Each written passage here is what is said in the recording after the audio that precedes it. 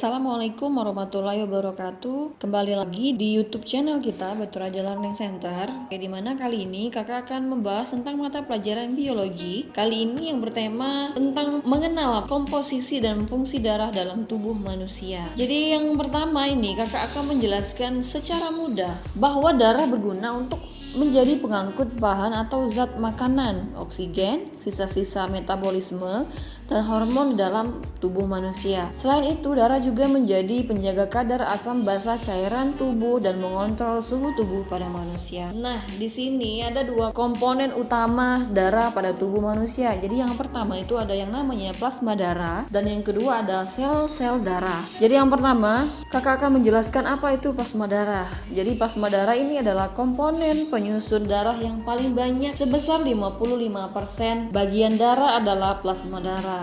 Jadi plasma darah ini terdiri dari protein-protein darah seperti imunoglobin, albumin, protein, nutrisi, hormon, gas larut serta zat hasil ekskresi. Kemudian yang kedua ada yang namanya sel-sel darah. Nah, jadi sel-sel darah ini dibagi menjadi 3 komponen penyusun, yaitu sel darah merah, sel darah putih, dan kepingan darah. Ketiga penyusun tersebut mempunyai fungsi dan peranannya masing-masing. Jadi di sini kita mulai akan menjelaskan sel darah merah. Jadi sel darah merah atau eritrosit bertugas membawa hemoglobin yang telah terikat oleh oksigen dari paru-paru menuju jaringan yang lain. Selain itu, sel darah merah yang telah mengangkut oksigen harus mengangkut hemoglobin yang telah terikat karbon dioksida kembali ke paru-paru untuk melanjutkan siklus pernapasan pada manusia.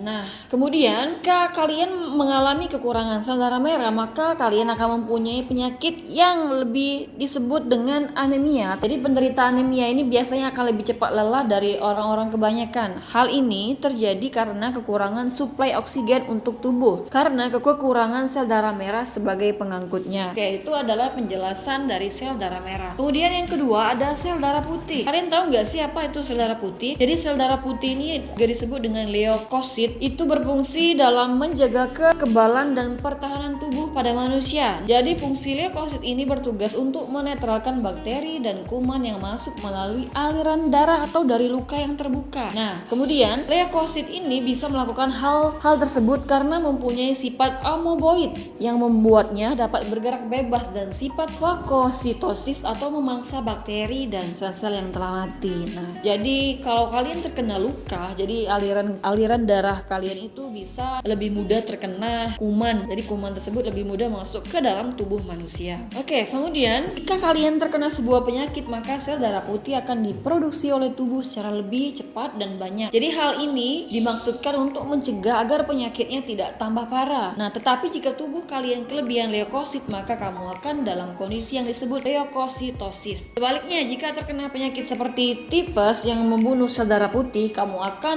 dalam kondisi leukopenia atau kekurangan sel darah putih. Nah, itu tadi penjelasan tentang sel darah putih. Kemudian yang ketiga itu ada keping darah. Nah, jadi keping darah ini atau yang biasa dikenal dengan nama trombosit adalah komponen terakhir dalam sel-sel darah. Jadi trombosit ini memiliki bentuk yang tidak teratur, tidak berwarna, tidak berinti, berukuran lebih kecil dari eritrosit dan leukosit, dan juga mudah pecah. Jadi teman-teman tahu nggak sih apa itu trombosit? Jadi tugas dari trombosit ini adalah untuk mengumpulkan darah. Hal ini dilakukan dengan tujuan mengurangi darah yang keluar pada saat terjadi luka pada manusia. Jadi darah dalam tubuh kita ini memiliki banyak sekali fungsi. Selain untuk menyalurkan kebutuhan gizi dan mineral yang dibutuhkan tubuh, darah juga berfungsi sebagai pengantar oksigen dari paru-paru dan mengangkat karbon dioksida. Kemudian dengan adanya kedua hal tersebut, kemungkinan saat kita beraktivitas, hal yang paling penting dengan adanya antibodi atau sistem imun pada darah.